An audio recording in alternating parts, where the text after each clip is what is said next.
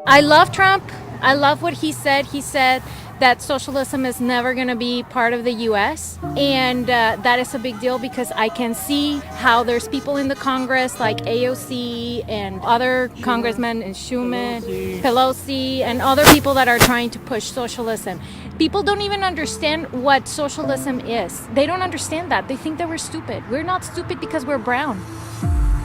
We are very intelligent and we can take our own decisions. When you are trying to make rules that are going to govern over any type of industry, that becomes socialism. So one of the first things in the 1940s that happened in Mexico was that the government started putting rules over the oil and gas industry. And then they took all of the companies that were independent and then they make them into the Mexican oil and gas company that was called Pemex. And Pemex, this oil and gas company from Mexico, the funds were going to be used for the hospitals and for colleges so that everybody had college for free and then everybody had on hospitals like, medical services for free. So that sounds great, right? But the problem is that a bunch of bureaucrats are running the company, the oil and gas company, and you can research this online. They're like terrible.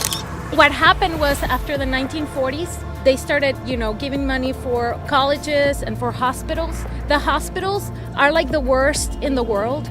Just as evidence, COVID, like people that are getting sick in Mexico, they're dying because there's not a good healthcare. And people will prefer to have their own healthcare there. They had a bunch of healthcare, private healthcare, that instead of going to the socialist, to the state healthcare, they go and pay, because they just want to make sure. And then in colleges, so I paid like $150 a semester for my college degree. You cannot find jobs.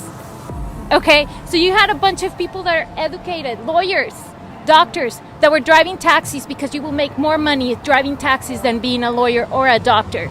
And I don't want to see that in America. So what happened with the years is that Mexicans, that were educated, you start instead selling tacos or being taxi drivers, things like that. And then the cartels came. And then they offer a lot of the youth a bunch of money for selling drugs. And we had friends that were involved in cartels and then they got killed. How did you feel that night? Super sad. I cried. I was ready with my cake to celebrate Trump win because I was sure that Trump was going to win. And I just felt terrible. If you just kind of check what's going on with the Venezuelans, a bunch of them came to America. They are doing exactly the same thing because they want to take over our country. They want to make America socialist, or even worse, first socialist and then communist. They want to do that. And I believe that, honestly, they want world dominion.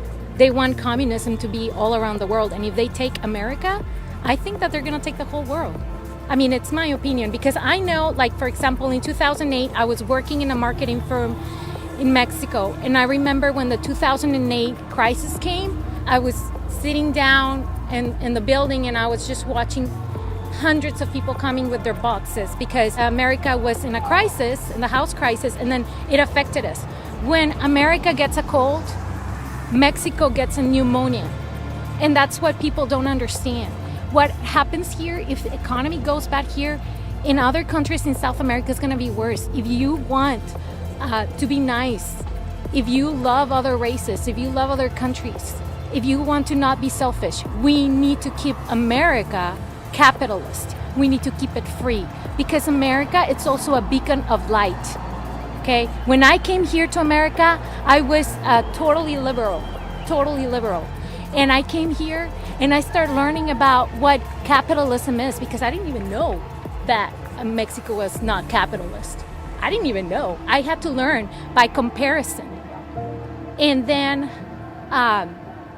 when I learned, I was free because I learned that I can be responsible for my own decisions.